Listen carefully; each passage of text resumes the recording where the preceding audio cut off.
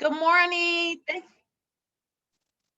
Hello, everyone. Thank you for joining me. I am Nikki S. Salas. I am your spiritual guide, your holistic nurse, and this channel is about balance and finding more ways to thrive and to truly live by feeding our spirit, our mind, and our body. And in today's space, we have the beautiful Dana Smith of Spiritual Essence Yoga coming to share her wellness wisdom. She is not only a yoga instructor where she teaches people yoga, but she teaches and trains those who want to become a yoga instructor. She is a master life coach. She is a meditation teacher. She has her business, Spiritual Essence Yoga, based in Maryland. But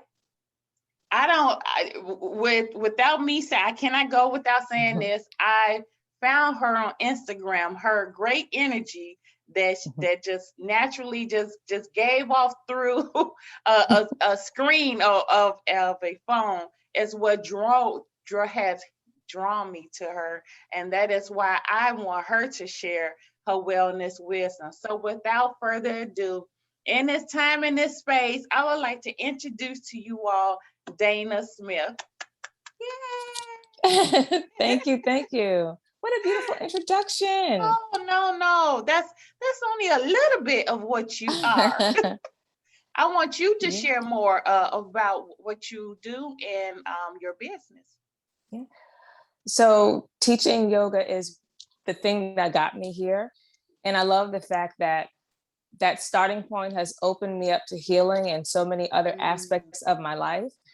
And when I learn something that helps me to heal and helps me to feel good, I just naturally want to share it. Okay. So yoga lit the fire for me to learn more about the energy system. So I became a Reiki master in 2007. I do body work, and I also train other people to do those things as well. Okay. So I believe that, there are many layers to our healing. Yes. So I go out to learn different ways and tools for us to heal, and I bring it back to the community in a way that's approachable, because we can go down some rabbit holes and stuff can look real scary. But what I've learned is that the healing arts in and of itself, it is simple. Like, we can make it complicated, but it just gets back to that simple thing. Be still, be quiet, get to know yourself, and be unapologetically authentic, because we always try to pivot and switch and change to meet other people's expectations. But that makes us sick. Yes. Makes us sick. This is see again. This is so in alignment. I know sometimes we say that it's ironic. This is funny, but I am I choose to say now that this is so aligning. Again, when I had found you on Instagram and just looking through the different things that you do of wellness, that and then your name, Spiritual Essence Yoga, which again, I believe in holistic living, but spirit to lead first. That, and I know a lot of times we say mind, body, spirit, but I choose to believe that the spirit, if we look within, listen within, that spirit, our spirit is here to guide us and to tell our mind and to the body, to act it out or to follow the instruction of the mind. But you hit it. Oh my God, you hit it like you said it perfectly about us learning ourselves, and with you sharing your healing journey of you healing yourself. It is, you're just pouring out just what you are. So yeah. That's perfect. So I know when I had looked on your website, you did over 2 decades of yoga. Yes. That's yoga as well as your other wellness service. But just tell us what made you choose yoga. So I was pregnant with my daughter. And I had a lot of stress at the time. I'm from New York, and 9/11 happened around that time. I think I was 7 months pregnant, and I worked pretty close to the Pentagon also at the time. Oh, wow. So I just remember the day of like mass chaos, and my family was still in New York, and all the phones we couldn't get through. And I felt so much stress in my body. I was like, this is just unreal.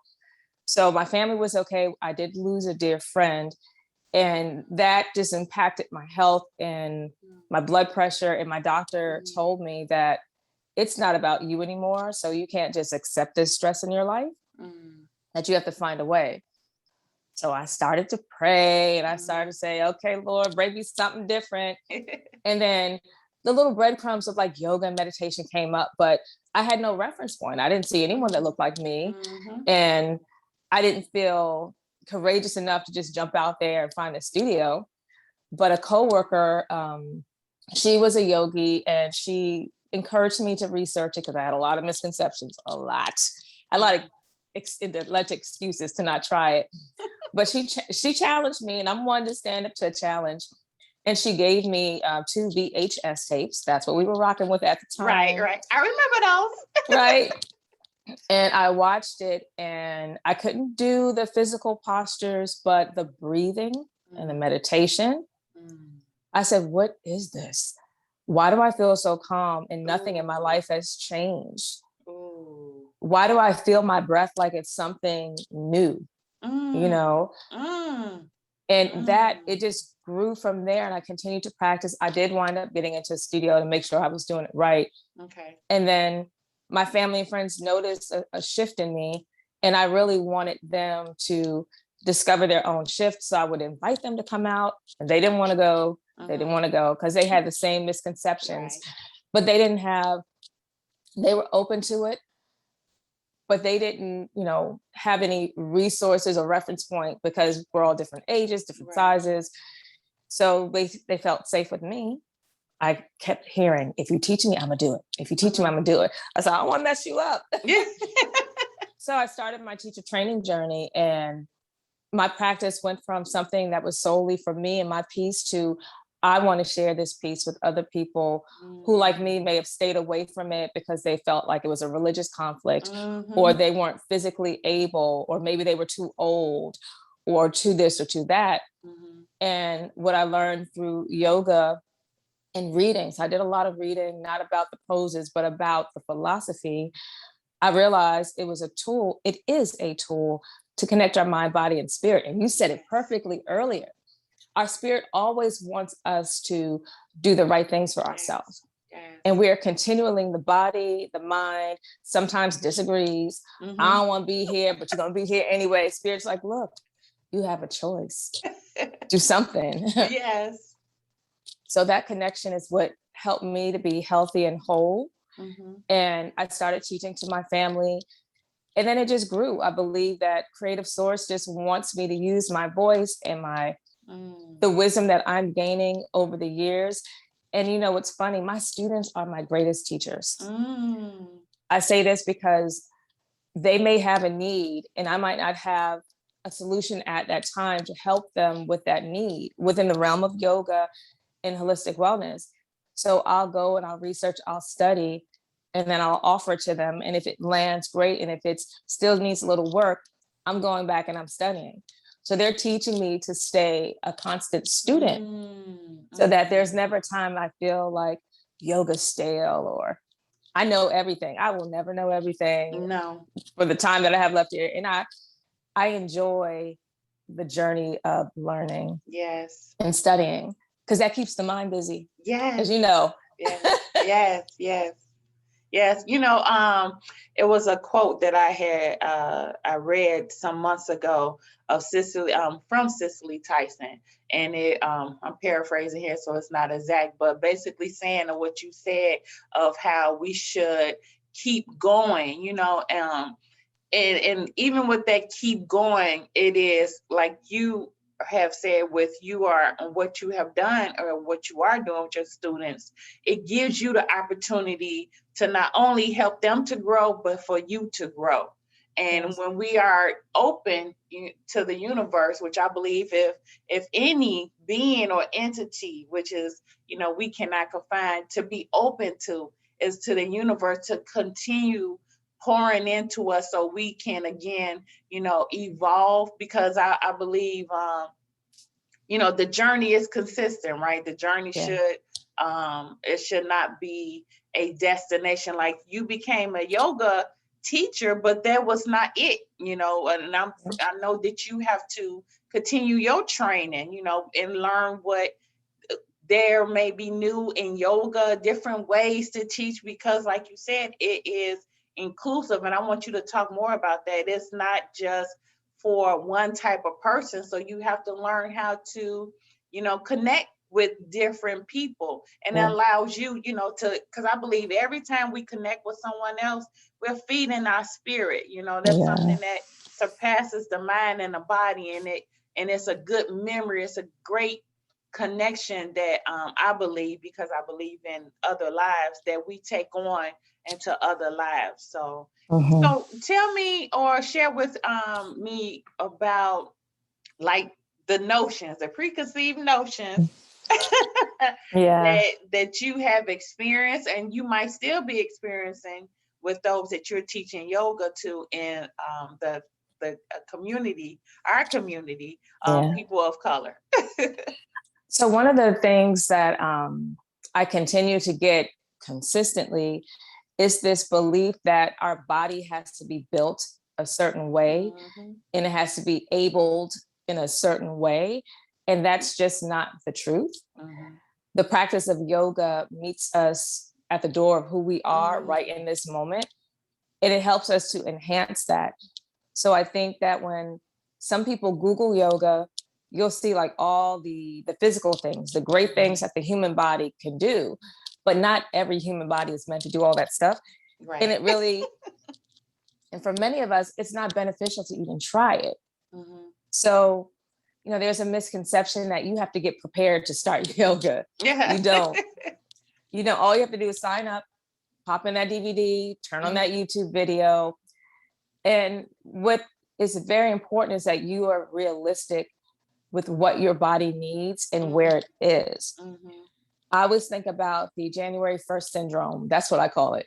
Okay. Where we're January 1st, we all want a fresh, a clean slate. We all want to do something for our body, but we don't take the time to ask our bodies what we need. So we may enroll in like that boot camp, attend it for like 2 sessions. We're like, I'm done. Too much. It's okay to start slow. It's okay to start with, say, like a chair yoga. Yeah. Where if you're not used to sitting down on the floor, you don't have to force your body to submit and sit on the floor. Start your yoga on a chair.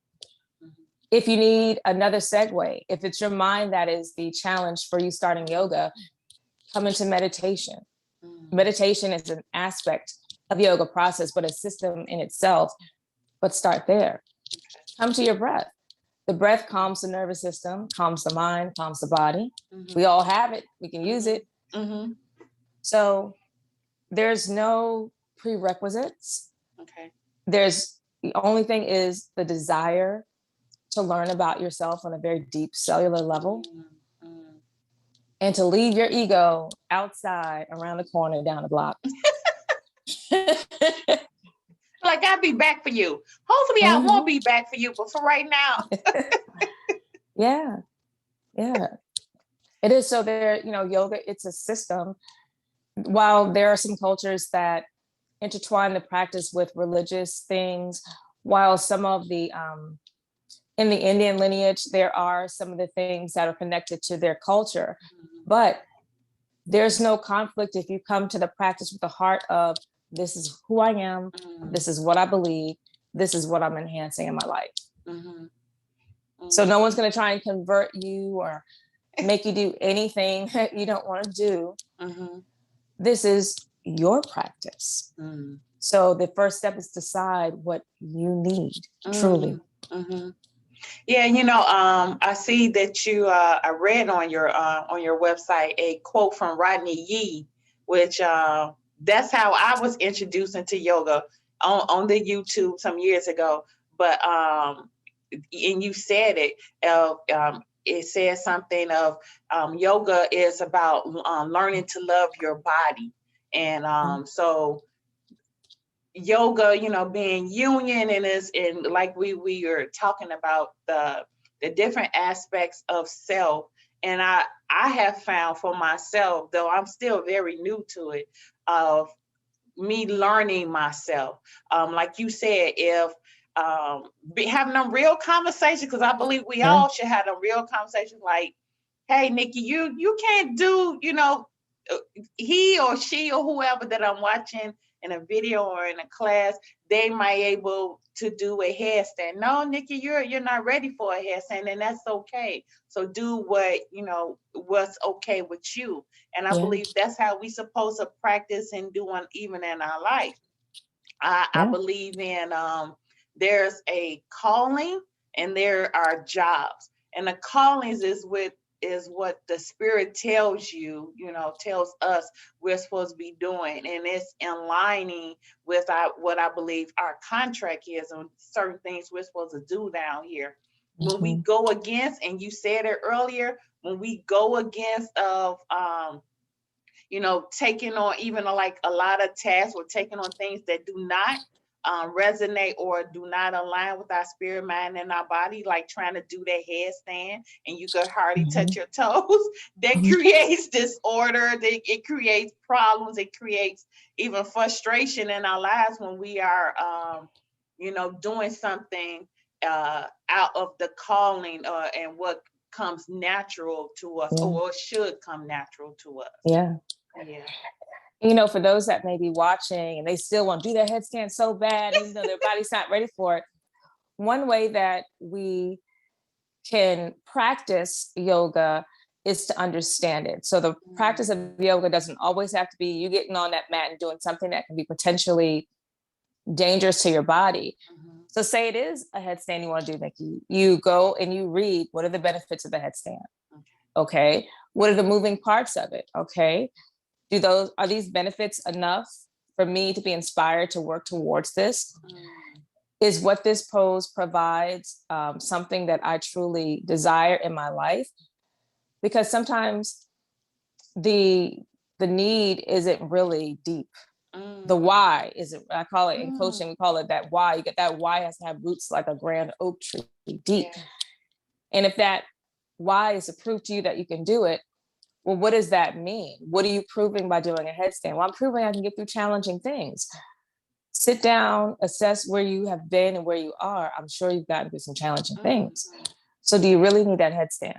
And if the answer is still yes, then instead of just jumping into it, you look at the moving parts. What needs to be strong? What needs to be open? What needs to be balanced?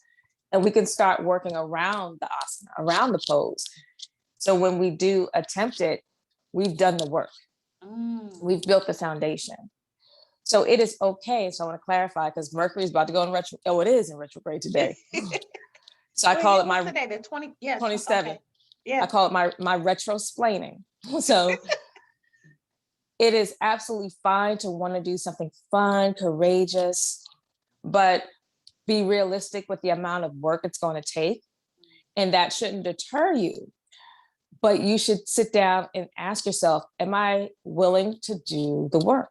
And if the answer is yes, go forth and learn everything you need to learn about it. If the answer is not right now, then move on to something else. And it's okay. It's okay. My practice started when I was 25. I'm 45 now. And my body responds differently. So there's things that I've changed up because I no longer want to put the work into it to maintain it. Nobody else needs to see me doing an arm balance. I'm good. I got plenty of stuff from back in the day.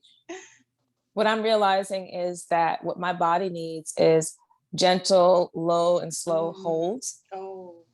Because of all of the stuff and all of the hustle and bustle that I've done in my life up to this point, my body is like, now let's balance it out. Take it easy. And it's a challenge for me because I'm a recovering A personality and I like to do all the things. Me too. But I honor my body because this vessel has allowed me to do great things in life. So I'm listening. I start my morning every day about 5:15 a.m. And I do my gentle yoga practice. And I've shifted to a morning practice because the temptation to do something more challenging is never there for me early in the morning. So, but you learned yourself in this season, that brought you to this season. And that's, I had a conversation with, I had a recent conversation, about exercise, and my go-to is always, walking. When I was younger, even when I was younger, I always felt more comfortable with a nice brisk walk. Running, jogging just never, was my thing.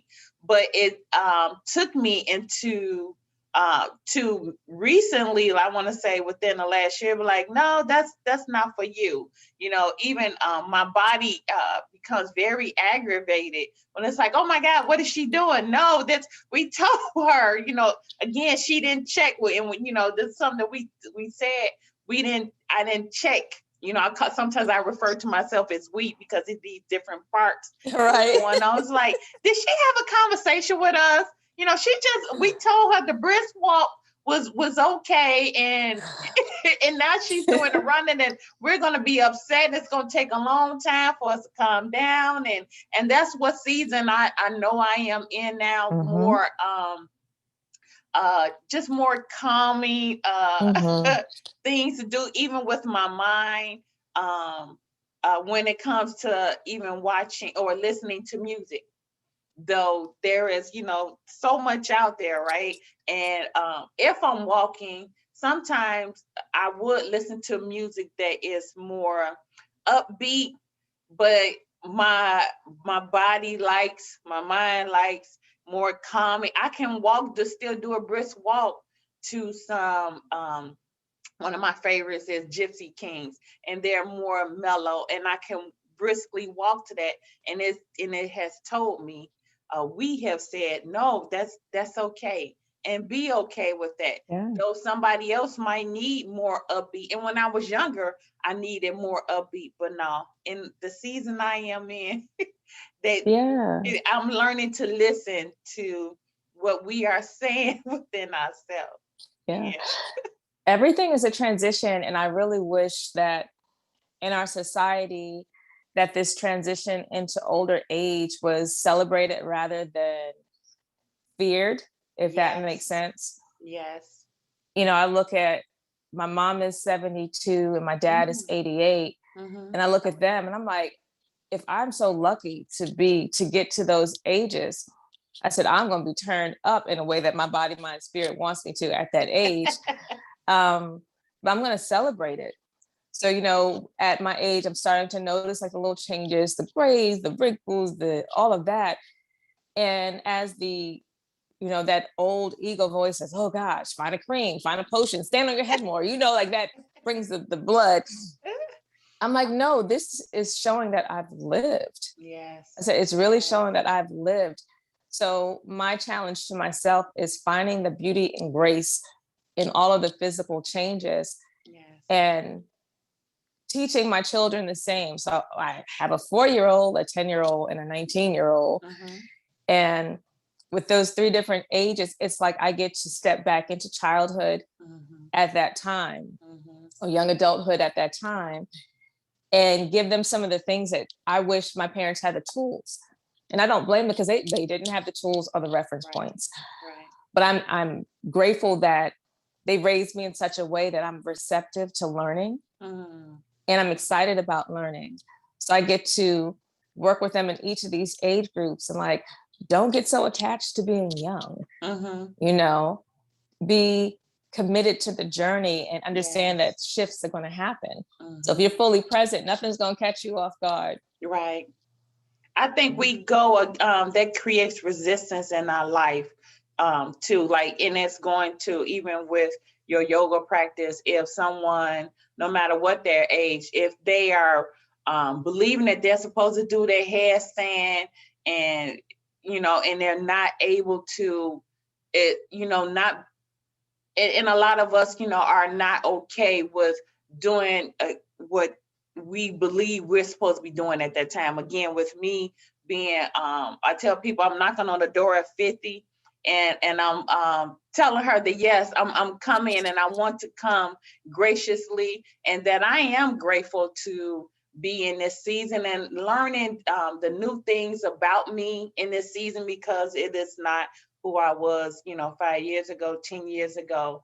And I'm learning even more to be okay with who I am today, where I'm going, and again, taking in the lessons of who I was before. And a lot of it is, it's not even a part of, I wouldn't say not a part of who I am today. They were lessons.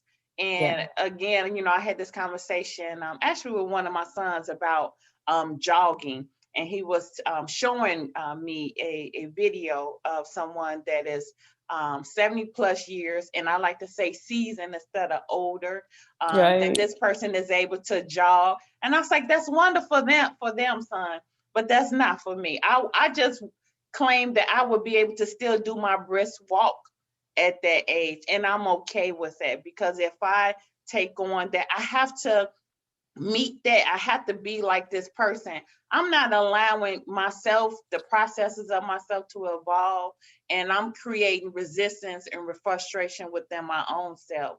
And like you said before, that causes disorders, disease, chaos within the body, because we are out of alignment. That's when we are unbalanced. So the more of that allowance of just allowing your, being yourself, it frees yourself, I believe. Even with me, there's another battle I have going on, and it's a lesson of the gray hair. So the gray hair is like, okay, we coming. We not only coming, we there, and I'm learning to be, and I know that that's a life lesson for myself in the season I'm in. But yeah, I'm learning to be okay with that. That's still a process. It is, but just being willing to lean into that discomfort, saying, ooh, and finding ways within the moment to love it, or just to like it, or to consider loving or liking it. It really does help to build that strength and stamina. So, we have to give ourselves grace and be patient, because as healers, we can say, okay, everybody, we got this. It's deeper than what you can see, but we're human beings. So we still deal with that stuff. But I think the power comes in saying, "Ooh, I don't like this gray hair. Let me find a way to like it, or let me find a way to consider to open myself up to the possibility of liking it." So it is. And that's what, again, the practice of yoga helps you to really connect with yourself on a much deeper level, so you can have those we, she, them conversations and say, all right, I understand that I'm multifaceted, and there's a lot going on in here, and I got to address it. So tell me about, and share with the audience about, as far as I'm seeing, which is wonderful. So one of the things, which is many, right, of wellness services that Dana provides, is she welcomes, not only with teaching yoga, being a woman of color, but I see that she is teaching more, or help create other people, people of color, to become yoga instructors. So can you share with us like how that goes, and like what's coming from it? Yes. So we offer 3 levels of training, and the style that I created is called Jivana Life Yoga. And the word Jivana is a Sanskrit term for the word life. And we've broken life into an acronym: live, inspired, fearless, empowered. And those are like the things that I personally needed to keep doing this thing, because I have been doing this business since 2003. So it's been structured and it's made it through. But we teach other people the first thing is to deepen their own practice. Okay. Because you can't teach someone and not spend time with yourself. So for those that just want to dip their toe into yoga teacher training, that's where the 40-hour comes in. And we'll soon have 100 an hour to give a little bit more time. once you're done with that program, you have a greater sense of, this is my body in yoga, this is my mind in yoga, and my spirit's like, yes, you finally get it together. But you can go on and teach other people. Okay. For those that want a deeper dive, because the 40 hours, about 2 weekends, a deeper dive, and we have this coming up in November, it's a 200-hour yoga teacher training. Build a very, very strong foundation for you to learn more about your body, more about the philosophies of yoga, and how it correlates to what we're going on in life right now, what's going on in our lives right now. Okay. And then also, we have more time to teach our trainees how to make this practice more inclusive and accessible. Mm-hmm. You learn that in level 1, but in level 200, we just have more time to spend with you.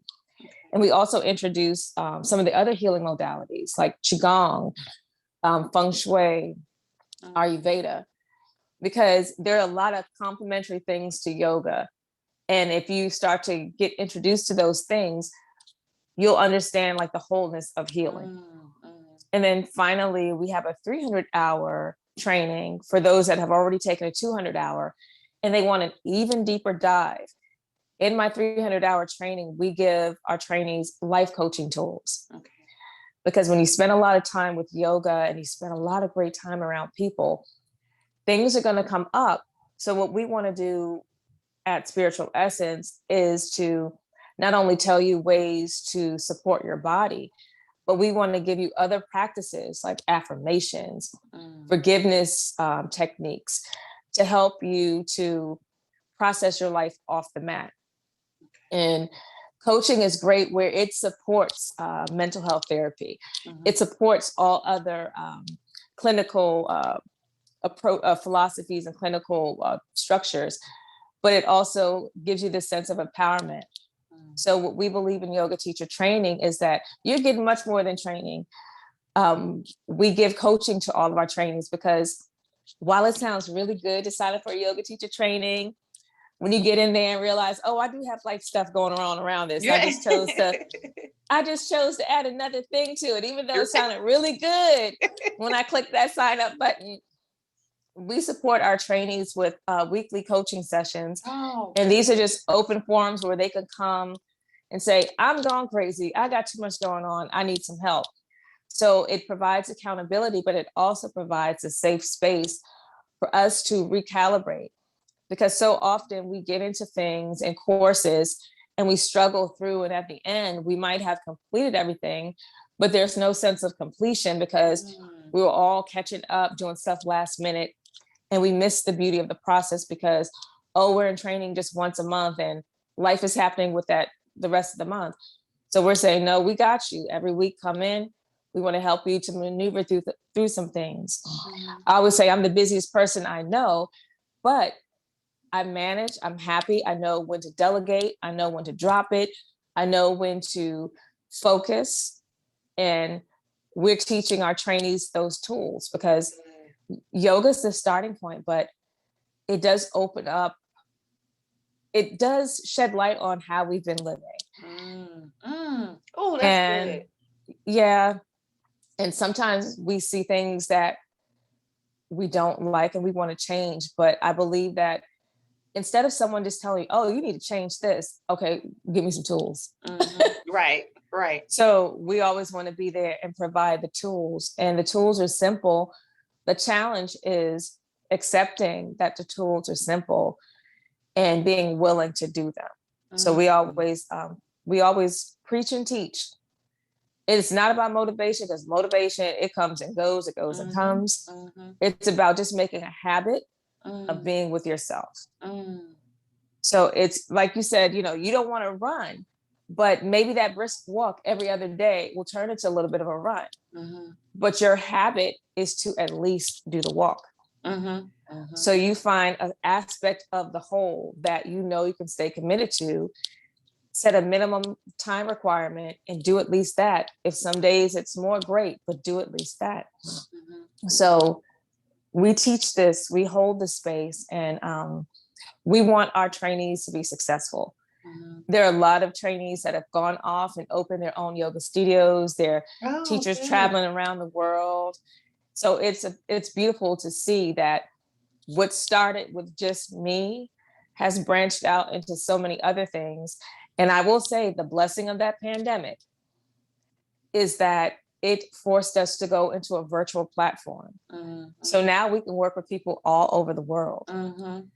And I'm gonna tell you, I was initially resistant. I'm like, no, I like to spend time with people in the space and the energy. But I realized that even speaking with you, the energy is still there. Mm-hmm. Mm-hmm. It's just another way to reach people, and it expands that reach. So Mm-hmm. I'm grateful.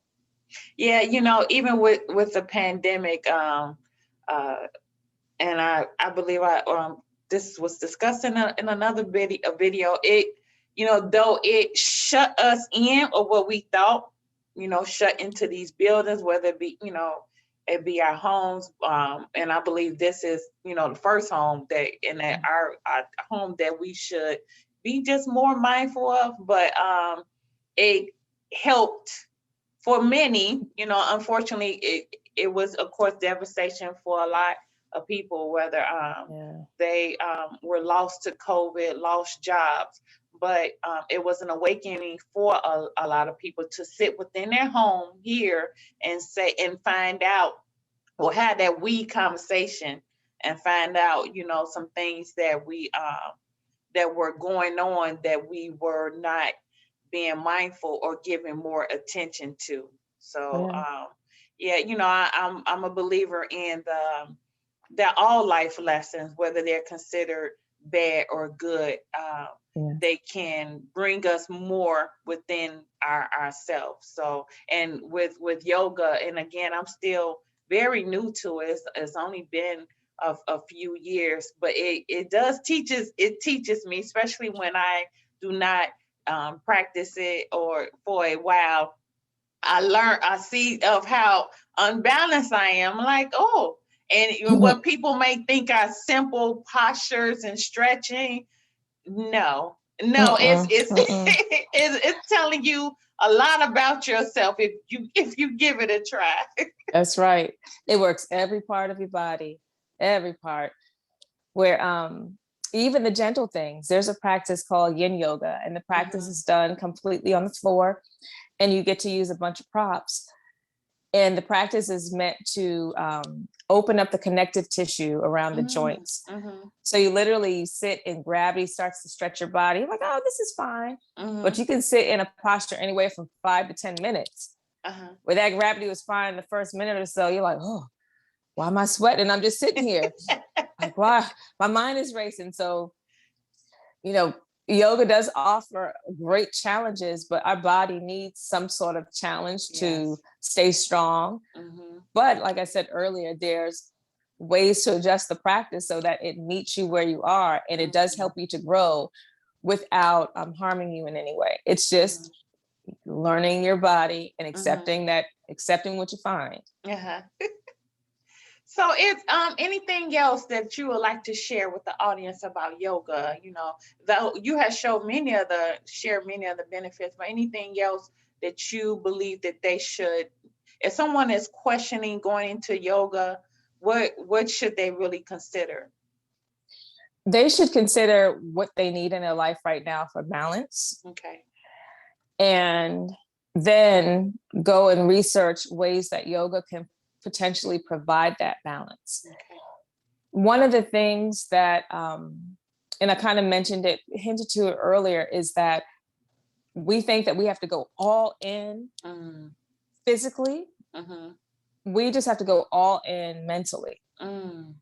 And what that means is being willing to start where your body needs you to start and stick there without getting bored or anxious to go to the next level. So there's a level of patience. There are hundreds and hundreds and hundreds, even thousands of different styles and approaches to yoga.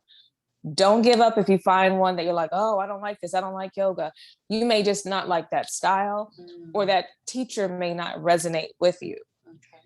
If there's something in your spirit calling you to do yoga, be open to search for the teacher and the method that really suits your needs and resonates with you. And where can they find you? So we have a website, spiritualessenceyoga.com, that links to all of the things we're doing. And that we're on Instagram at SE_yoga, and on Facebook, Spiritual Essence Yoga. And I'm going to drop her links down at the bottom so you can be able to get in contact with Dana for a plethora of wellness services that she provides. Well, Miss Dana, I want to thank you so much. I am so glad that we finally made this connection, besides just seeing your beautiful smile on Instagram. And I'm sorry, my alarm is going off.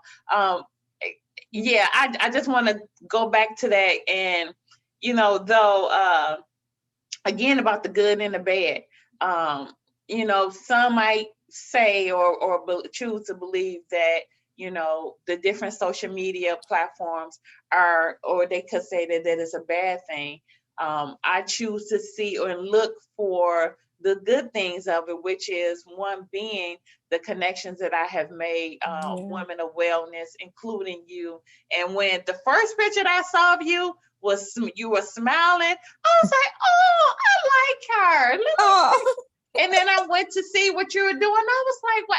And I mean this from the bottom of my spirit. You can feel the energy, the great energy through your photos. You really can. Thank you. Yeah. Thank you. Oh my God. Yeah. I look for things like that, moments like that. And I'm just grateful that you shared this time in this space, not only with me and those who you are continue to heal through watching this. Well, I thank you for having me. This was such a joy. No problem. So you all make sure that you check out Dana Smith, Spiritual Essence Yoga, on her Instagram. Feel free to reach out to her through her website. I'm going to drop the link at the bottom. Send her some good energy in the comments or just a heart. And I wish you all well. Take care. Bye-bye.